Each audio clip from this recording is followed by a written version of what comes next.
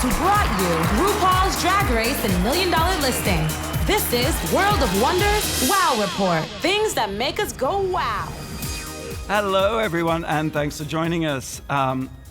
It's a very special edition because we're coming to you from our new studio right on Hollywood Boulevard. We are no longer in the bowels of the We're on top building. of the bowels. We've been in the basement until this point. Now we're on the street. You're in the center of all of it. I say we're safely ensconced behind bulletproof glass. and Necessary for Hollywood Boulevard. I think so. Well, there's no pedestrians here right now, but hopefully there'll be a crowd gathering, just like the Today Show. Yes. You're right. Someday. Because the twist is now you can watch the Wow Report as well as listen to it. It's sound and vision. On We're YouTube. going to be Or in posting person. videos. Yeah. Yes. Right. But not in your car while driving. Well, maybe if they're still- very quick shot. We're still a radio show. So, okay, I'm Fender Bailey, co-founder of World of Wonder. I'm joined by Chief Creative Officer Tom Campbell. Hello. One of the twisted minds behind RuPaul's Drag all Race. And Jane St. James, best-selling author and editor of The Wow Report. Yeah, oh my God. And we have a surprise mystery guest. Okay, Yes. So here's what happens. Just Each an week, unnamed voice as of right now. I'm about to reveal you. Each week we count down the top 10 things that made us go, wow! And this week we're starting at number 10, which we normally do. Number 10 isn't the least important, by the way. No. It's probably the most important. It's what draws the viewers in. It's what makes them commit to the hour. It's when we still have energy and we're still focused. It's got the most digits in the list. Yeah. 2 of them. Number 10. Number 10 is Myko Olivier. Oh my God. Wow! Oh my God. Here. Surprise reveal. I'm glad to He's be here, too. in the studio. Myko is the star of the upcoming Menendez. Myko upcoming- is the star of the upcoming Menendez Blood Brothers on Lifetime, which is a World of Wonder production, and it's really exciting. It's this Sunday, 8 Yes. p.m. Lifetime. That's right. I can't help but plug. I'll be doing it Sunday- several times. Sunday, 8 p.m. Lifetime. We have some paparazzi outside. Yeah, there was one right there. Menendez, Very quick. Blood Brothers, and Myko plays Eric Menendez.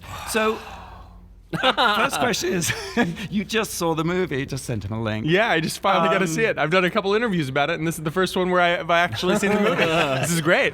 What do you think? It was great. It was wonderful. You don't have to say that. Well, I don't have to say that, but I am, because I enjoyed it, and it's something. I told you this before. Fenton was one of the wonderful directors on it, as well as Randy, and it's a lot of trust that we have to put into them to hopefully make me look good, because we don't know what's going on, So as an actor, it's a lot of hopefully I had a good performance, Well, you did have a good performance, and thank you you. looked really good. Yeah. But I'm really shocked right now because you had that 80s hair. Both you and Nico had that wonderful 80s hair, and you're a totally different person right now. Yeah, they did a lot.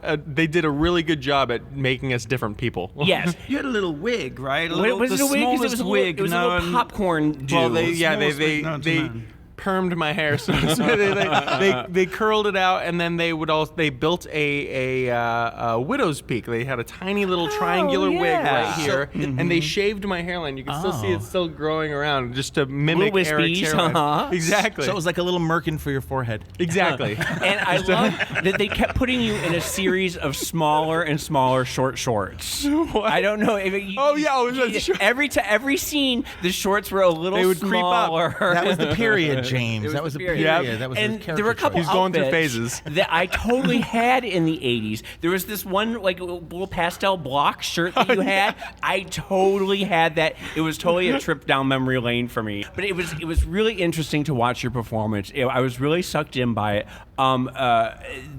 When Eric. Yeah, he did a great job at creeping Benito people out. Martinez, who plays your father, who is, you ultimately killed. No spoiler there. But it was very spooky and very scary, and I really felt sorry for you the entire time. Well, good. I think that's what we were going for with this. Not that we wanted to make them too sympathetic, because they did murder their parents. I don't think murder is the right answer for anything. Right. Even molestation. I think They were adults. They could have gotten away. There's an argument that they could have left. That they could have walked away from that family and that life, and they're 18, and they could have But of course, the Made their own trauma way. is so embedded in them, and they were broken by that point. And like broken people don't make right decisions. Right. It's an aspect of the whole Menendez trial and mystery that I had forgotten about or wasn't really aware of, having lived through it.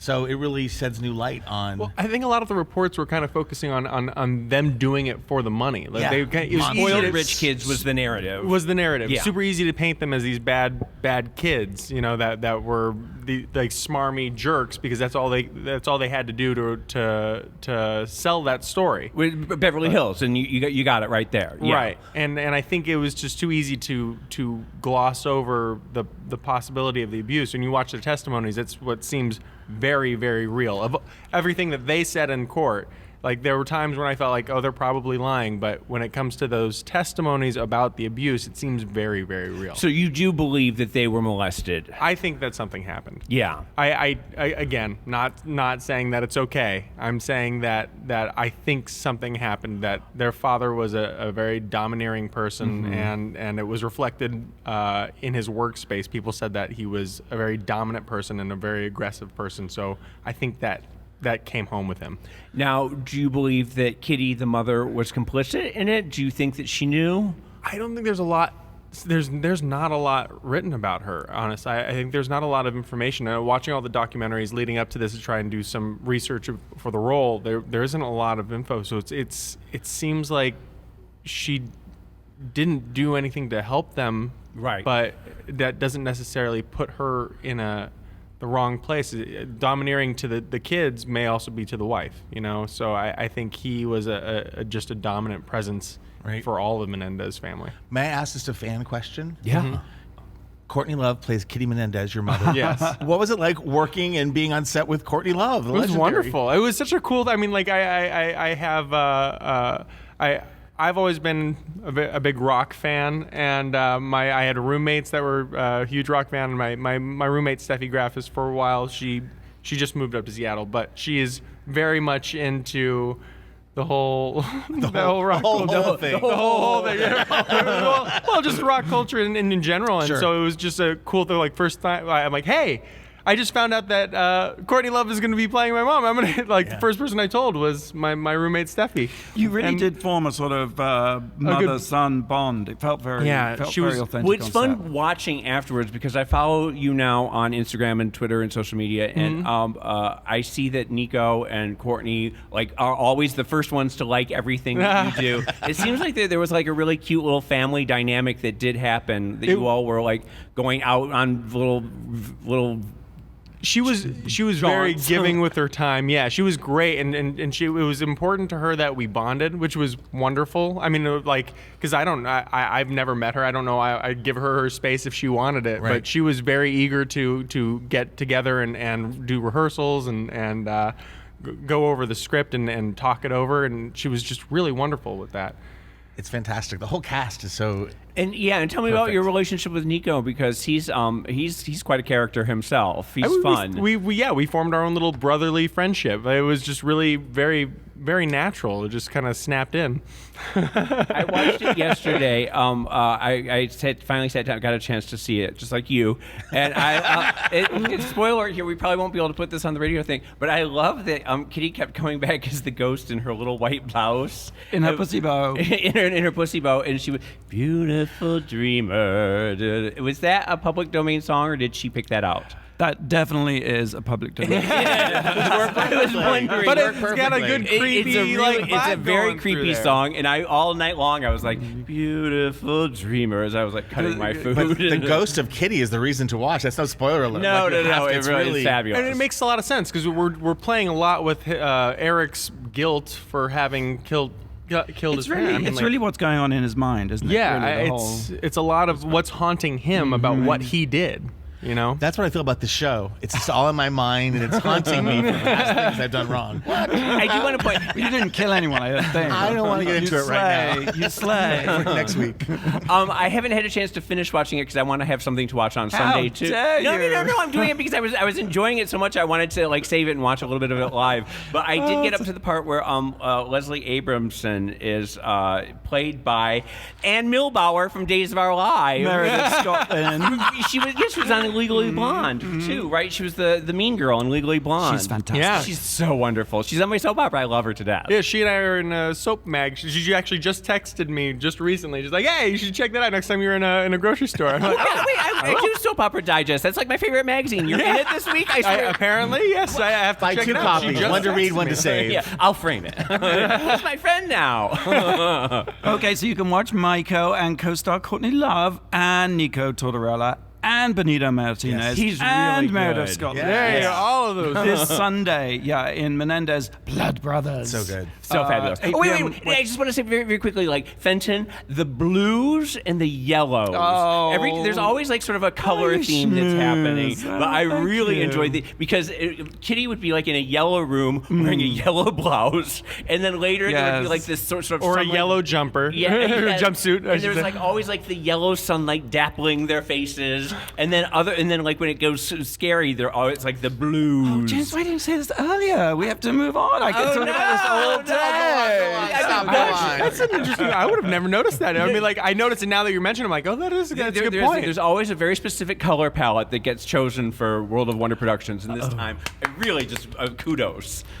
Oh, thank you, James. Thank you. Number 9, James. Number 9. Number 9 is I went to go see Wonder Woman. Absolutely brilliant. Oh my God, it was the best movie of the decade. No two ways about it. It's Buffy meets Indiana Jones with a little Rogue One thrown into it. It's a feminist triumph. Gal Gadot is like, I mean, she's everything you want in a Wonder Woman. She's beautiful. Absolutely stunning. I finally understand why Chris Pine is a leading man. Like, I've never gotten it before, but I love Chris Pine. I do too. I do It's not now. entirely- He's the dreamiest. When I went to go see it, it was the theater was packed with lesbians and like women, like girls on their like night out. It was like there was families with little girls in Wonder Woman outfits. It was so inspiring and wonderful, and the audience was cheering and laughing and just really had the best time. Who else has seen it? Have you? I'm dying to see. I haven't. I've all of my attention's been focused to Dances with Films the last couple of days. I had a short film that was out there, but I every time I'm walking by those theaters, I see it and advertised, and I'm like, It's gotten really stunning reviews. Everybody has been really loving it. But I do want to just say very quickly that the one thing that was really exciting for me as a comic book geek was that they brought back Etta Candy, who was Wonder Woman's chunky little Spitfire sidekick. Secretary. Yeah, in the 1940s in the original comic books, and she was her sidekick, and nobody really knows that anymore. But there was sort of like a little nod to nerds out there. Now, James, I hate to say because I saw the movie too. And you know how when things get really hyped up? Yes. Oh no! This one totally lived up to it. Okay. It was so you got me good. with that term. It was so good. No, but I'm sorry. No, because I was going to say, there are a couple scenes there. Like, there's the scene on the front lines of the German wars where she goes in and she just kicks some German butt and, like, single-handedly, like, wins the war. And there's never for a second do you doubt that this woman has the agency to do that. That you're always, there's no, like, wishy-washy, like, sort of, like, is she going to be defeated? She's Wonder Woman, and she's going to kick ass, and she's going to take names, and it's just fantastic. I suppose that was my point. I suppose my problem with the movie was most superhero movies exist in fantasy worlds, right? Guardians of the Galaxy or Batman. But this set in World War I, perhaps the brutalest, most bloody conflict known to man. I just felt uncomfortable when she comes over the trenches and storms across no man's land. Now, I've been reading all these reviews where they're like, they were crying as Wonder Woman reveals herself. And I just thought, this is wrong. So, you see, I had but Wonder Woman is always overshadowing the real loss that people have. Yeah, in a way. And I feel weird even saying it, but I feel it trivialized that conflict because it was a real conflict. And I sort of feel more comfortable if superheroes exist in a slightly parallel, removed But universe. it was the whole theory that she was trying to stop war simply, and she learned being on Earth that she could not. No! Don't wait, you dare! Hold on, but wait. And on a radio show, you're not just ruining it for me. I do have Everyone to saw say, it. you guys, hold on. That the reason why Wonder Woman was invented was for World War II. She was supposed to be a reason for the kids to believe that America was going to win. That's why Superman was born. That's why Wonder Woman was born. Captain That's America. why and Captain. All of them were invented in 1939 at the beginning of the war of World War II as sort of is like propaganda for the United States. And she wore. That's why she always wore her little. All right, like Patriotic stars and stripes. heroism. And the Yeah. other big headline that we're bearing, it was directed by a woman. The first woman to get over $100 million budget, and the first woman to make over $100 million Yeah, broke on all her the opening records. week. She, and it's also the first female superhero to get this amount of money, and it really bodes well for. And I'm going to say this the wrong way, but it's not like it's some feminist manifesto. It's not being apologetic. It's just good.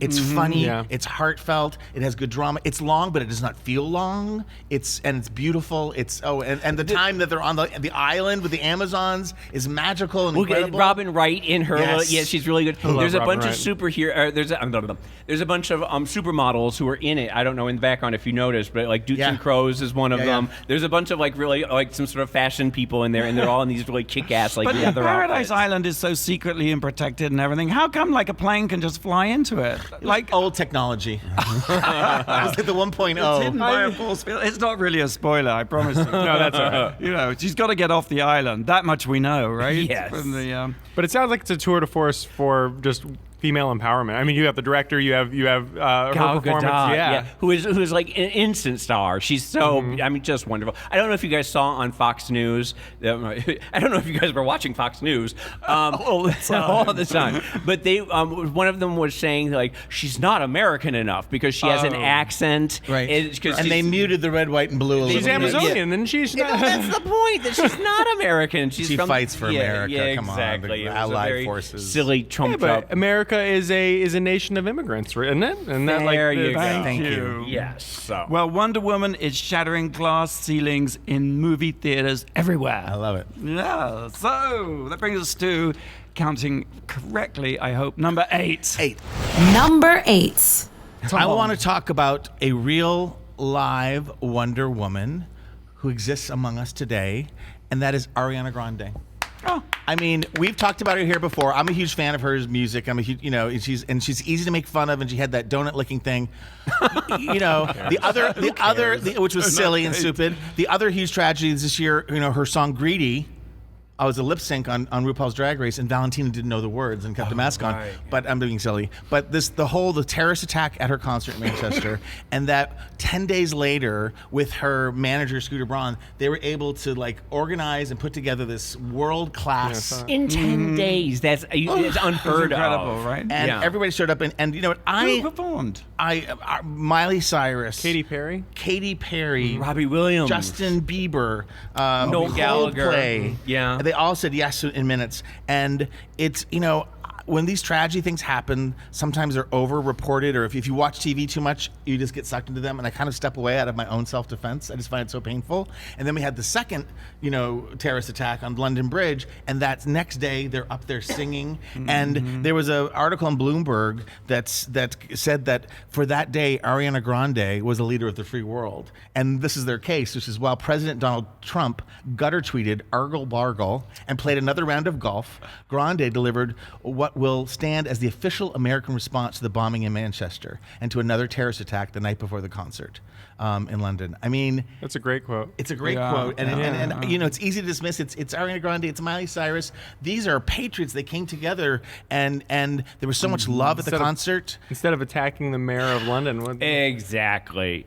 And did you see when she sang "Somewhere Over the Rainbow"? Oh, the tears! I sobbed. And I have to say that I remember when we did an Ariana Grande thing, and you were saying that she's the greatest star in the entire world. Yes. And I went on the attack and Yes, said, you did. and I was like, "What is she? She's got no talent." And I really went off on her. And I have to say that I'm embarrassed about that now because I've really changed my mind about her, and she really is. She's Saint Ariana to me now, and she's absolutely wonderful. And there's that corny but very heartfelt meme going around the internet with Mr. Rogers from Mr. Rogers' Neighborhood, who would explain tragedy to little children. He said, "Don't look at the tragedy, look at the helpers." Right. Which always because I don't know where to put my energy. It's so upsetting, all this stuff. But this concert, which is still available, you can watch it online, is so powerful, and the response of the crowd. And what's better to get back at terrorists than to have a party? It's like the Grinch Who Stole Christmas, when they stole all their gifts, and still the Who's came out and they sang their morning thing. It's like you can attack London, and they will come out and they will sing and dance and have joy. Well, that is the great thing about Brits, is that that they do carry on always. That's right. We do. We do. I love Hugh Fenton. We're great people, aren't we? just zoning out. We have to take a quick break. Yep. But first we got a question. Wonder Woman is the first female dominant superhero film in 12 years. So what was the last? Electra? You don't answer it now. Oh, You answer after the break. good to know. This trivia. You're listening. Well, now I know the answer. Was it? Oh, that was just a guess. I don't The know. Wow Report on Radio Andy, SiriusXM, and we'll have the answer after the break. You're listening to World of Wonders Wow Report. Welcome back to the Wow Report, our countdown of the top 10 things that made us go, wow. This week, I'm Fenton Bailey, and I'm joined, as usual, by Tom Campbell and James St. James, and our special guest, Myko Olivier, Yay. star of Menendez, Blood Brothers. Lifetime Sunday, 8 p.m. Yeah. Can't wait. Watch it.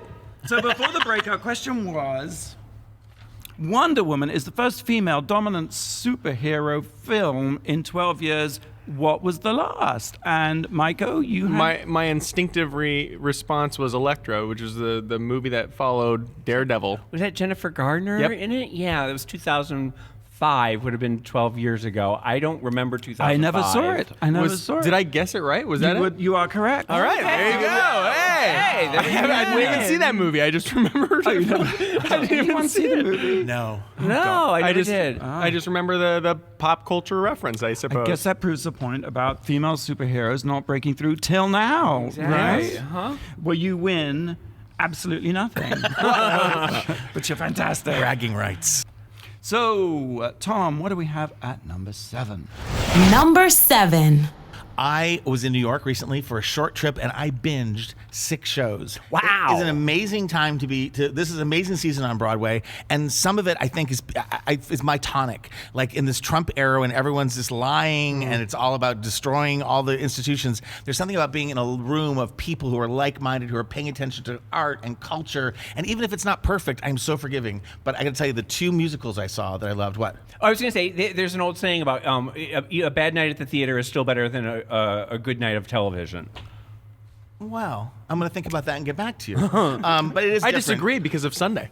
Except for Lifetime 8 o'clock. Yes, exactly. Menendez Brothers. But I saw 2 musicals, Come From Away and War Paint. Now, Come From Away is the Canadian production that moved to Broadway that Justin Trudeau brought Ivanka Trump to. And it happens on 9/11, and it's, all the airplanes were grounded on 9/11. And there's a huge airport in Newfoundland that was there before planes could make it across the ocean all the way. They had to stop in Newfoundland. And on 9/11, hundreds and hundreds and hundreds, maybe thousands of people, passengers, were landed there. There's like 58 planes. Yes, had to stay for a week. And so it's about this little tiny town coming to their rescue, like mobilizing tampons, food, beds, everybody had to put everything together Coming in to the seconds. At first, what does that mean? No, gotcha. I did it in the wrong order, but that is part of the thing. It's just like you need everything, and the cast is so talented. I don't know anyone by name, but they play, and it's an hour and a half, no intermission. It has a turntable and like chairs. It's very minimal, but they play both the passengers on the plane and they play dual roles, and they play the people in the hometown, and it's so moving, and it reminds me again like how unresolved. I just don't deal with my emotions, but like 9/11 is still so upsetting, and it's an amazing way. It's musical to talk about that time. Did you cry? It was welled up the whole time because it just touched a thing, and it was also right after the Manchester bombing, and it's just like, wow. And again, look for the helpers. It was this beautiful thing, and it is a stellar stellar musical, which Come From Away is kind of Canadian for like, they come from far away. Where are you from? I come from away. So it's a funny little title. I wondered what the title meant. Yeah. And, it talks about, and there's a lot of strong women, speaking of Wonder Woman and Ariana Grande, but one of the characters is a pilot, and it's sort of like a documentary, like characters kind of step forward and tell their story a little bit. And the pilot of one of the planes that they talk about is this wonderful actress, and she's the first female pilot for a commercial flight, and she steps up there, and they have her calling home and talking to her kids and taking care of everybody. And there's this little facts like that airplanes are supposed to be in the air. The longer they're on the ground, the more dangerous they become and how they don't necessarily work. That airplanes are supposed to land, get refueled, get cleaned, and go back out. So it's just little things like that. It was amazing. And that was sort of new and fresh and fun. And then War Paint, starring Patti LuPone. And Christine Ebersol. Have you heard much about this? I've seen it. It's the name I was waiting for. It's the not the polar opposite, but that one's very sparse and beautiful and acty. This is about sets, and it's about the cosmetic wars. It's about Helena Rubinstein versus Elizabeth Arden, and it says in the program that every fourth grader knows what Henry Ford did and what he contributed to America, but nobody knows Elizabeth Arden and Helena Rubinstein's name. I know. And we do. They created the cosmetics industry after the war, which is a multi-billion-dollar industry. And they were these two Patti LuPone and Christine Ebersol are perfect people to play them because they are staunch women. Yes, and I'm embarrassed to say I've never had seen until War Paint. I'd never seen Patti LuPone on stage. And what a tour de force! I saw her at. She kind of like. Yeah, I saw that was the first Broadway show I ever saw was Evita. Oh my God. When I was like in 7th grade. So and Christina Ebersol is also amazing. She was in Grey Garden. Scott Frankel did the music for that. Did the music for this, and it's set in the 30s and 40s and 50s. And the outfits and the hats. Just the hat pins that come flying out, and the sets are beautiful. And it speaks to. One of some of the characters are composite around them, but Helena Rubinstein has an assistant who, like her marketing guy, who happens to be gay. And there's scenes where he kind of goes with a green carnation to a gay bar and picks up a sailor, and how that stuff was used against him, and how, as powerful as Elizabeth and Helena were, that they were women and they couldn't quite get where they wanted to go, even though they were the richest, most powerful. The music's amazing. You know what an 11 o'clock, isn't it an 11 o'clock number? Isn't that what they call it? On Broadway, the song sort of right before the end that comes at 11 o'clock. Okay. There's two, because one's by Patti LuPone and one's by Christina Ebersol. And I left feeling joyous. It's 2 acts. It's old-fashioned, but it's great Broadway. So those are my musicals. As the Tonys are coming up this Sunday, don't watch them. Watch Menendez Blood Brothers on Lifetime at 8 o'clock. Oh, thank you very much. Yes. So that's War Paint is at the Nederlander Theater in New York City, and Come From Away is Schoenfeld Theater. So they're playing right now. Go see. James always brings us the sort of satanic and the demonic because he always has number 6. Number 666. But what have you got for us this time? Number 6. Well, while you were in New York, I was in Vegas. City of Sin. There you go. Yeah, right off that. And I've been to Vegas 100 times, and I never seem to do it right. You can do it. You can go to the Bellagio and you can see Celine. You can do that, and that's never my experience. I'm always like no interest in seeing Celine Dion. I do. Okay. But like I went to go judge the Mr. Gay Sin City contest. Okay, which is a pageant, and it's the next step towards Mr. Gay USA. I don't know anything about the pageant Do they world. reach you by email? Do they call you? Is it on Grindr? Where do they find you? Exactly. I don't know how they found me. I don't know why they thought of me. For some reason, I got it in my head that it was like a Mr. Leather contest or something. I don't know what I was thinking. And I don't wear leather. I have no leather. I was like, why would they want me? So I went out and I was like buying like thousands of dollars worth of like leather pants and leather vests. And then they said that it wasn't a leather contest at all. So I had to go out and buy all new outfits. It was terrible. They brought me in and they put me up, and I was like, they didn't put me up at the Bellagio. It was. Where did they put you Where up? was the casino? It was in North Vegas. It was in this bed buggy rick rack. It was. I'm not even going to say the name of the place because it was in Meth Town is where it was. Oh. It was like right at home. It was just the absolute worst. Joke. The pageant itself Mr. Gay USA it's fascinating because it started at 4:30 in the afternoon and it went until 2:30 in the morning. Boy. Had you ever heard of this before? No, I didn't know what I was getting into. What kind of contest is it? It's the thing is, it's like a Miss USA or Miss America or something like that, except it's men, and they come out and there's an interview section where you ask them, like, what are you going to do with your crown, and like what charities are you involved with, blah blah blah, and like I'm just like bullshitting, trying to go along, and then that goes on for a couple hours, and then there's a fashion thing, and this is why they invited me because the theme was Club Kid, so like they come out and bless their hearts, they were trying to be all Club Kitty. It was just absolutely adorable. I loved it. Then the next segment is talent. And I kept thinking, like Miss America, like they're going to come out and do, baton twirling and tap dancing and stuff. No, they come out and lip sync. It's like drag queens, but they're guys, and they come out in little sparkly unitards, and instead of lip syncing to Katy Perry and Lady Gaga, they're like lip syncing to Kanye and Drake. And it's the most bizarre fucking thing you've ever seen in your life. Like it's just like men like lip syncing and like doing like little numbers, and then. On top of all of this, I'm thinking like, how weird is this? Between the fashion and the interview and this, they'll bring out Mr. Gay USA 2005, and he'll come out and he'll like do a little lip sync number. He was good. And Mr. Gay Sin City 2012, and they pad it until there was 40 people in the audience, and there were 60 performers. Like eventually, and like literally by 1 o'clock in the morning, I was like please no. Make it stop. Who won? Well, it was a big from the House of Toujours won both because there's Mr. Gay USA or Mr. Gay Sin City, and then there's Mr. Gay Sin City at Large, which is the 200-pound plus category. Were there tears when there were tears? When There were lots of tears. They tour?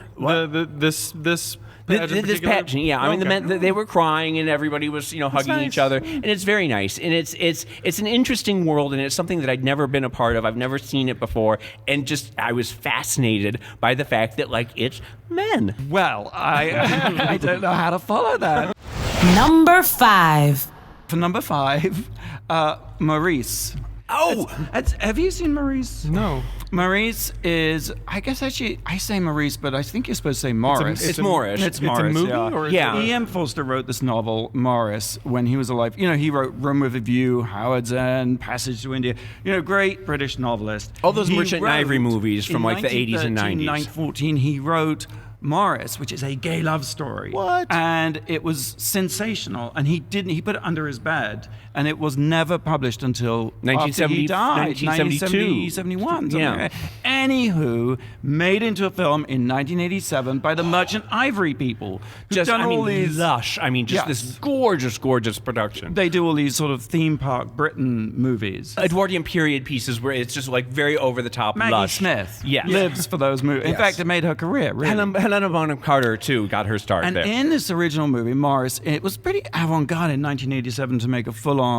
It was, wasn't it? That's the weird thing. to that go it was into like- the theater was you had to. It was like you had to Yes. walk in like this because people would know you were gay. Yeah. Or that you sympathized? James left his trash hat at home. it's the 30th anniversary. It's the 30th anniversary. They've done a 4K restoration of the movie, which I must confess I have not seen since 1987. It's playing in sort of art house cinemas around the country. It was the first movie that Hugh Grant was ever Yes. in. And that's Really? the thing, because Hugh Exactly. Grant plays this young homosexual, Oh, my just as pretty. Like, you forget that Hugh Grant was once a very beautiful man. Gorgeous. Gorgeous. I hate still to think say he it. is. I was at Oxford with Hugh Grant. Oh, yeah. And he was Why do you stunning. hate to say that? Because it's a little bit name droppy. I don't normally drop names, but I was friends with him. Were you? And he was so clearly going to be a big star. He was. He says the same thing about you. "Bitch." Such a nice man. And how did this make this on your list? You just came across it? such a fair question. Thank God you're here. 1987. Am I the only one who doesn't understand what's going It's on? something that made you go, wow. It's a 4K restoration that has just been re-released. Yeah, So after the 30-year anniversary. Check your local listings in theaters now. It really, You could have started with that. You could have started with I that. got there in the end. Life is complicated.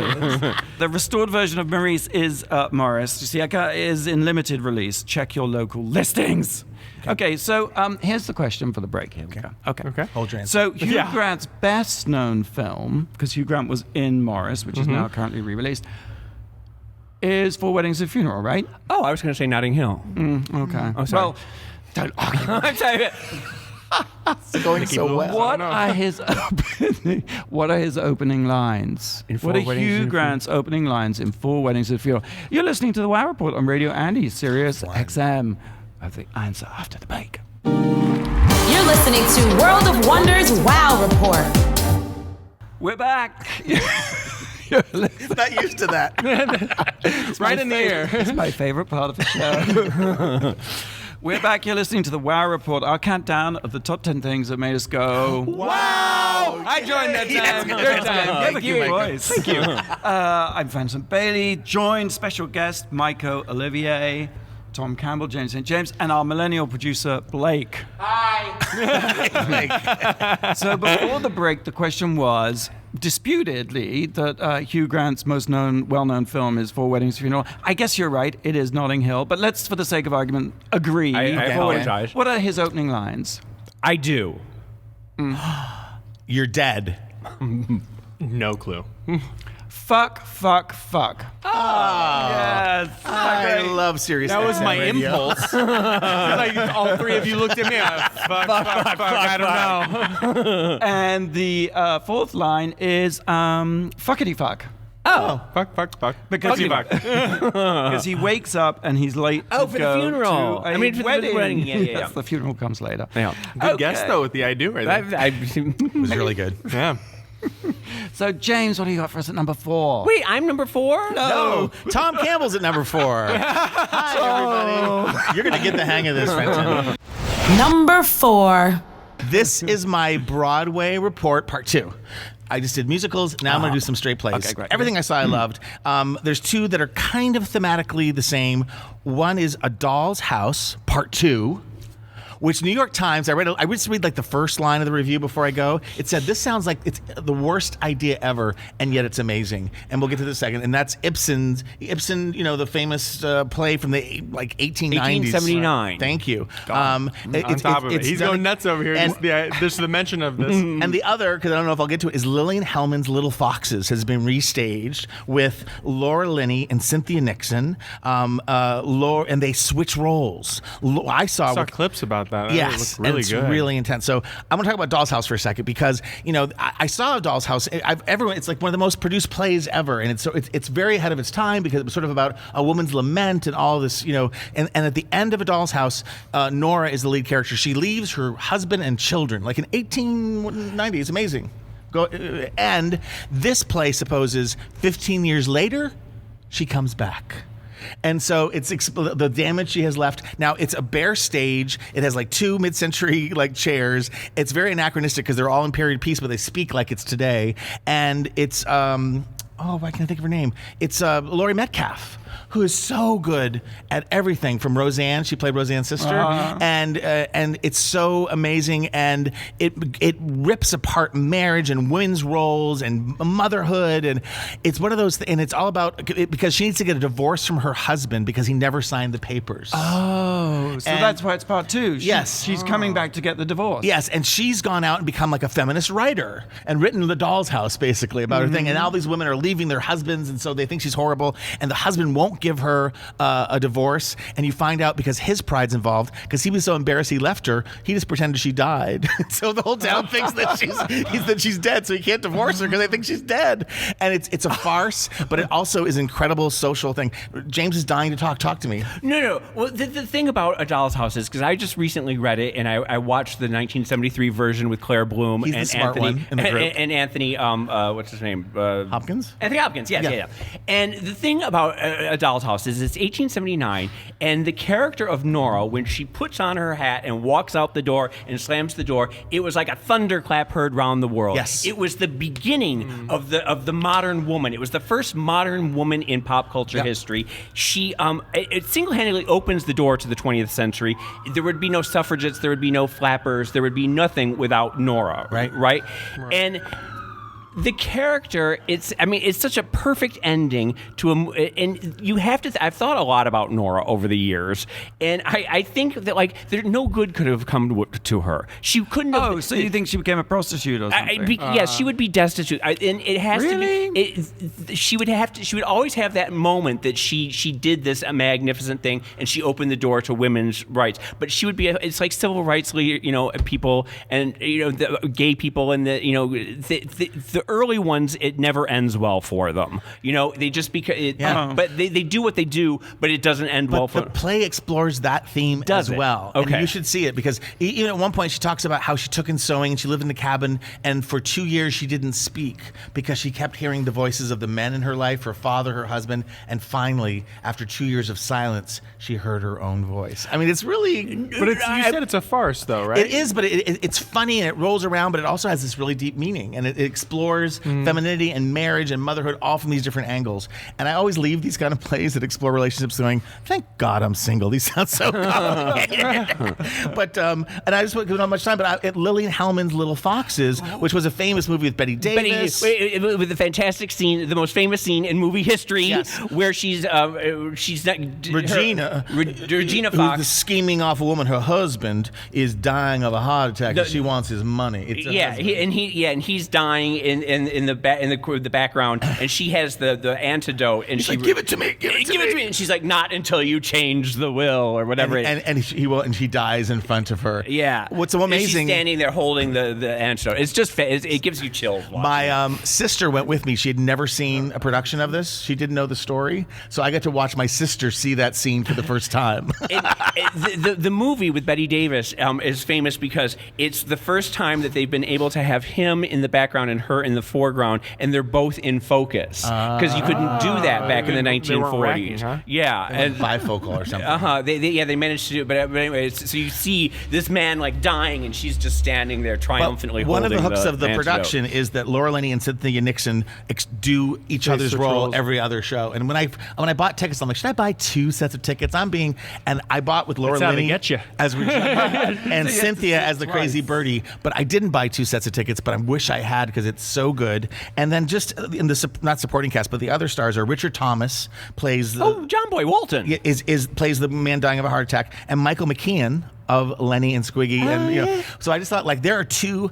Richard Thomas and Michael McKean, John Boy Walton and Lenny of Lenny and Squiggy in the 70s, who would have known that I'd be sitting 40 years later in Broadway watching this intense production that stars 2 people that would seem to have been typecast for the rest of their lives, and they gave magnificent performances. So I totally recommend everything I saw. I loved. I'm not a pushover, but A Doll's House Part 2 and Little Foxes. Who played what role when you watched it? I saw Laura Linney play the scheming Regina. I thought Laura Linney would be meaner than Cynthia Nixon.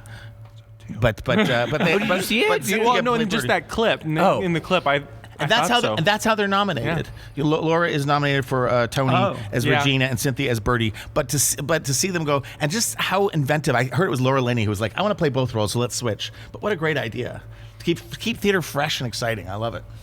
Well, we couldn't make up our mind whether you should play Eric or Lyle. Yeah, good segue. That's a good point. We made you. We made jokes about me playing Kitty. We made a whole movie. You'll do a one-man show version of it on Broadway. Menendez, the Myko. Myko Menendez. Myko the Menendez story, right? James, what do you got for us at number 3? Number 3. Well, because you saw Doll's House Part 2, which makes no sense to me whatsoever, and you've got to see it. It defies expectation. But I watched on ABC this past week the new Shonda Rhimes TV series called Still Star-Crossed, which is Romeo and Juliet Part 2. Okay? It is the most ridiculous TV series ever. Did they not die? Did they just have a bad case of mono? No, it starts off with Romeo and Juliet, and it's absolutely unwatchable. All the men are in 2017 hairdos, the one with that, and 2017 facial hair. All the women are in like Instagram-ready little floral crowns. Coachella. It's very Coachella, yes. They're all in a little boho dress. Are they taking themselves too seriously? Is that they take that's themselves very seriously, and yet they aren't speaking in Shakespearean. They're speaking in like Downton Abbey, like Edwardian English, like just a few thee and thous thrown in. This sounds really fantastic. So there's no meter in this. No, it's terrible. It's terrible. It's one of the worst ideas. It's so cynical because you can hear Shonda Rhimes saying, "What's going?" What? Me? Because you can hear Shonda Rhimes pitching this, saying, we'll do Shakespeare, but make it like Game of Thrones. I'm buying it in the room. Yes. I'm buying it in the room. Yes. And if you remember, like last year, there was Emerald, which is The retelling of Oz. but making it like Game of Thrones. I'm buying it in the room. You can just hear in Hollywood everyone saying we've got to do our own Game of Thrones. And the thing is, Shakespeare is Game of Thrones. It's the original Game of Thrones. Right. So why would you have it's to a Game really of good point. Thrones up something that's already Game of Thrones?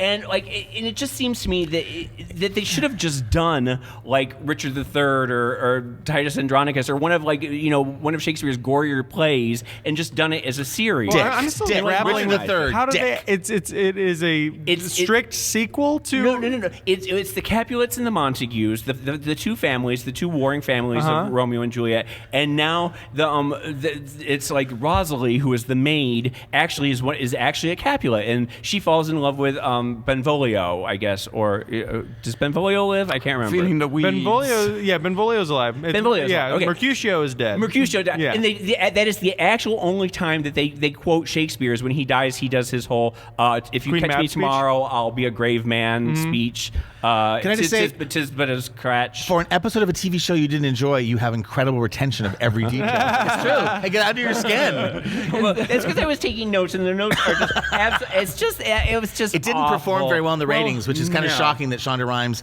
has maybe not done a hit this time. Yeah, I love Shonda Rhimes. I worship you. I know, and I In case felt you're bad listening, bringing this Shonda. up because I know that you are her biggest fan, but this is just a big steaming pile of crap. It's terrible. It sounds like it missed the farce memo. If you want it to be successful, you have to make it a little bit make fun of itself. There was a Hamlet 2. There was a movie, Hamlet 2. That was that's a parody. But that did very poorly too. Was it? Yeah, I think it was a big bomb. Well, okay, you can catch Still Star-Crossed, but maybe Or not for not. long, on Mondays, 10 p.m., ABC. Okay, so number 2. Number 2. Lace shorts for men. Why They- not? Myko, would you? You seen this online? No, I haven't. So we were obsessed a few weeks ago about the romp him, which is a sort of short. Oh, yeah. Yeah. The rompers. Romp him. Yeah, Well, Caswell, this New York City rapper who's amazing artist, decided to make himself a pair of lace shorts. So they're shorts. Wait, this is Caswell? Yes! It's all Caswell's idea. Wait, this whole meme thing. This going whole on thing because is of Caswell's Caswell? blowing up as the lace short meme person. I haven't even seen this They are meme. I've lace seen the romp shorts, him. Lace shorts and a matching lace shirt. Chelsea, have you got a picture? Yes, pass the picture around because you've got to see it to believe it. I don't know if I subscribe. It's I know it very well. Oh, boy. Anything that shows underwear in a new creative way, But wait a minute, I'm kind of there was into. another meme. Bit of a fetish. There was another meme that it was the Boys of Summer, and it was Donald Trump and Sean Spicer. Oh, I and would love to everybody see Donald Trump in that. in those outfits. You just pulled it. Oh my gosh, you're on top of this. That's hilarious. Would you Honestly, wear them? Paul Ryan's I mean, awesome. If I bought you, what color would you choose if I was treating? We're gonna If you were gonna treat me to Premier like, gift. this lace it's outfit. very simple. That they're lavender colors. They're kind of rainbow Oh, sherbet boy. colors, and they're matching tops and bottoms, but they're separates and they're lacy, and they're all wearing white, kind of full cut briefs. Well, I guess And I have it's to stick kinda with the World of sexy. Wonder colors. The yellow or the baby blue there. There you go. But If I was 20 years younger and 50 pounds lighter, I would totally wear them. you would. Totally, yes. I would. There's a picture of you wearing that somewhere. I think they're a little bit sort of, they show your bits sort of thing, or the way the pockets. Better have nice underwear on. I suppose you have to wear nice underwear, yeah. Or if you're casual, don't wear underwear at all. Yeah. But you spend so much Then, money yeah, on it is. underwear, it should be featured somehow, I think. You know what I mean? People spend a lot of money. So they are, you can pre-order them, the shirts, and the shirts are $49 and the shorts are $49. I think Caswell, this was $1 million idea for him. I tell you, you Boy. can pre-order. They only ship June 16th. Right? Does he also make lace underwear? Wow. You go to hologramcity, I guess, .com, and you can order in pink, yellow, lilac, mint, or blue. So my rompum is already out of style. 2 weeks later, I need to get some lace shorts. And we should mention that Caswell is an old friend of mine, of World of Wonders, I guess. He's a gay rapper who is from New York. He moved out to L.A., and he's pretty fabulous. So congratulations, Caswell. Yeah. Okay, we have a question, because we've got to take a break, and we have a question. Okay. For which film was Courtney Love nominated for a Golden Globe Don't speak. Award? You can speak then. This is the Wow Report on radio. Andy, SiriusXM will have the answer after the break. You're listening to World of Wonders Wow Report. Things that make us go wow. We're back, and we're about to reveal the number one thing that made us go wow this week. But before we do, the answer to the question before the break: what movie was Courtney Love? Who plays Kitty Menendez? If you think you know, raise your hand. Yes. Okay. I think our so. guest. But she a lot of nominated? pressure. I feel like I should know this, and I will be very disappointed in myself if I guess wrong, because I've got two in my head. It's either Man on the Moon or it's The People versus Larry Flynn, which I think it is that. I think it's that too. I think it's that, too. I think it's that too, Blake. It is I'd forgotten she was in so Man good on the in Moon. that. Oh, Man on the Moon. I She's hadn't seen. fantastic. Okay, so now it's time to reveal this week's number one. Number one. Okay, we've reached that climactic moment where we reveal the number one thing that made us go wow this week, and it is Tom. Keeping on the theme of the Menendez Blood Brothers movie Lifetime, Sunday, 8 p.m. on Lifetime. You guys, when I was out of town seeing lots of Broadway shows, sat down with Nico and had an amazing interview, and we should play it right now. Here's Nico, who plays Lyle Menendez in Menendez Blood Brothers. This Sunday. Lifetime. 8 p.m. Nico Tortorella was here. It's like, who is it? Who is it?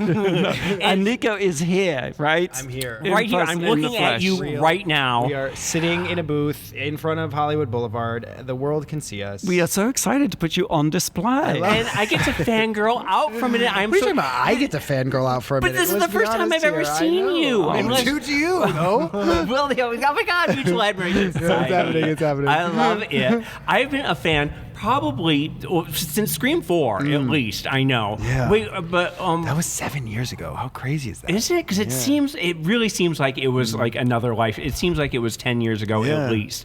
Were you the killer in that? I can't remember. No, I wasn't. No. They built it up the whole movie that I was the Yes. killer, but then it was this, Wes Craven spin. Not him, it's Emma Roberts. What? Oh, right. Okay. Well, the self-serving reason that you are number one this week, I mean, you should be number one every week, of course. Thank you, But Benton. this week, it just so happens that Menendez Brothers... Menendez... Blood Brothers. I directed this film. I What's should the know title of this movie, Benton? Menendez, Blood Brothers. Blood Brothers. Yeah, is premiering on Lifetime Yes. on Sunday, 8 p.m. Very exciting. And you play Lyle Menendez, right? I play Lyle Menendez. The older brother, right? The older one. Yes. Yeah.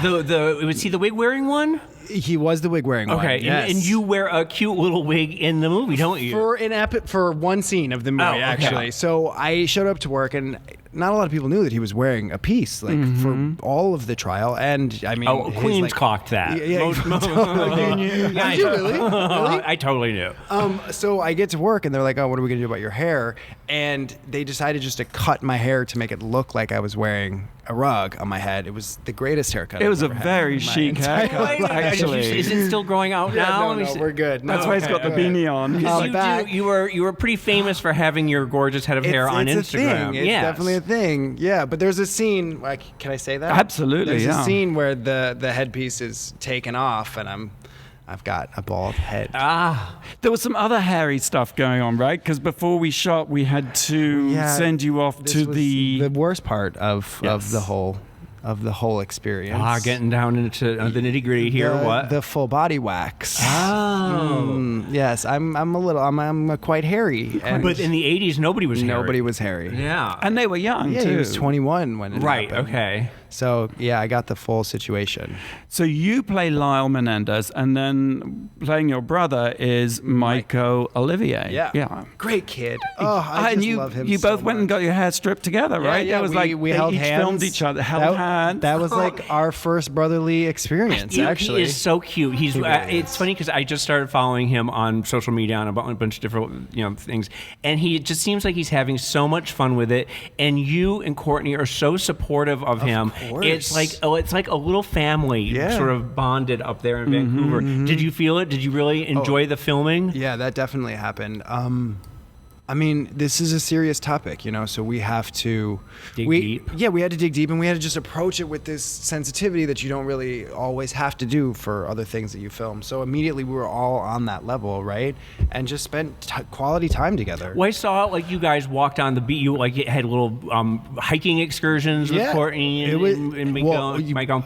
Yeah, I took Courtney to a sweat lodge one night, which was quite the experience. Let me tell you, Courtney Love may have been trolled in a sweat lodge. Can you imagine what a nightmare? You get the full story of that. She tells it on my podcast, The Love Bump. She tells the full story of the sweat lodge. But most of the time, these guys were working extremely hard filming. And I should just say, for people who don't know the story, the Menendez brothers in 1989 murdered their parents in cold blood for months. It was months before they were arrested. Was it 6-7 months? 6-7 months. And then for 6 years, they were for 3 years, they were waiting to come to trial. And then there was a trial with a hung jury, and then they got retried. And finally, after 6 years, they were convicted for the murder of their parents. Right. And all the time, the sort of court of public opinion, it wasn't that people said they weren't guilty. Everyone knew they were guilty of the murder. Yeah, they admitted to it. Why? Yeah. Exactly. And everyone said they were rich kids, sociopaths, spoiled, that they did it for the money. And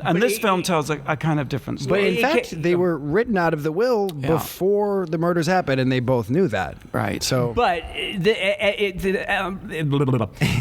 they kept saying that there were revelations after revelations of the molestation, and that the father was molesting Eric. Both of them. Are you of the mindset that that's what happened? Do you believe that? look, I play Lyle in this movie, right? So it was my duty to believe his story while making this, and that really stuck. Either they're the greatest actors that have ever lived, or all of these things are true, and that's the version of the story that we're telling. They were so overexposed. This is one of the first court cases that was ever streamed on live television. Yeah, right? Before OJ, it was before OJ, and they became stereotypes of themselves. They were just built into these boxes of this is exactly who they are. And, Right. And the media does a really good job of painting a picture, as we all know, and it just it's just not always the case. People are so much more. I honestly think that teenage boys do not lie about being molested by men. Right. If I think that if there's smoke, there's fire in a lot of these cases, because it's not in straight boys' DNA to make up stories about being, having sex with older men or something like that. So I honestly believe that they probably were molested. I don't think that's even a question. I think that mind. goes for a lot of people that are molested too. Yeah, not just straight boys. I feel like if this story, you're going to be stigmatized by people, and especially in the 1980s, there was still a lot of stigma. You know what was interesting was in doing research for this, Randy and I spoke to a lot of victims of sexual abuse, of incestuous sexual abuse. And it was extraordinary how the patterns were the same. The details were different, but it was the same basic story. You know, incredible shame, incredible reluctance to do anything or say anything, for example. Of course. And also a real ambivalence that, you know, this is a parent who is molesting you and you feel torn in your loyalties. It's not cut and dried that you just hate that person. No, it's really... There's a love-hate, there's shame, there's all that. I mean, even Lyle and Eric had two completely different ideas of how they wanted to handle it publicly. Eric was all ready to tell the lawyer, his therapist, everybody about what happened, and Lyle kept it a lot closer to his chest. I mean, he didn't want to tell anybody about these things. He didn't want to be known as they were so shameful, right? I mean, kids that were molested by their father. It's bad enough to prison. Bad could you enough to imagine? be gay, but then to be like molested by your father is even more in sort prison, of, like you say, where there's even more problems added onto that. Exactly. Is doing your research? Did you ever want to reach out to them? That was my gut instinct when I first booked the job. I was like, how can I go sit down with Lyle? Yeah, I would love to have a conversation with either one of them. Do you think that they're going to be angry about this movie, or are they going to... That's a good question. What do you think? I don't think that they will be mad about Will this they movie see at it all. in prison? I mean, they have televisions, right? Like, Right. it's I wonder quite if possible. I wonder if they get Lifetime. I don't think you get That's probably cable. one of the channels they do get, though, Lifetime. Wow, guys, that was a great interview. You do really well without me. He is a sweet kid, that He really is. He's so sexy. That's all we have time for today, I'm afraid. But Myko, thank you so much for joining us. Thank you for coming, yes. Come Thank again. you all for having me. Anytime. Love to. You know, you can continue the World of Wonder experience because you can Wednesdays watch Andy Cohen's Then and Now, 10 p.m. on Bravo. Love it. Thursdays, $1 Million Listing New York, 9 p.m., also on Bravo. Excellent show. Fridays, RuPaul's Drag Race, 8 p.m. VH1. I like Wonderful that show. Yes, very, very Saturday morning, Untucked, YouTube channel Wow Presents. good. Yes. And finally, of course, what is The highlight happening? of the week. What's happening on Sunday, Myko? It's Menendez Blood Brothers, Sunday at 8 p.m. On Lifetime. on Wait, Lifetime. we dominate this whole week, don't we? Yes, and that just means on Monday and Tuesday you can tune into the Wow Report on Radio Andy SiriusXM via the Sirius Radio app. I love it. You guys, until next time, go out and do something that makes the world go, Wow!